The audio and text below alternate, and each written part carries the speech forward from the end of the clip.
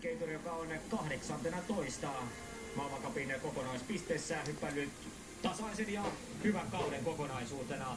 Ja 15 parhaan joukkoon pitää ehdottomasti mennä, silloin toisen kierroksen paikkaa varma. Keituri puhaltelee siellä 131 metriä koekierroksella. Kalle Keituri eilen joukkuekisassa. Suomi oli 3. Keituri mukana ryhmässä, mutta hänen esityksensä ei ihan nappiin mennyt. Mutta nyt on sitten aikaa parantaa näitä asioita, mutta sitä parannusta ei tule, päinvastoin.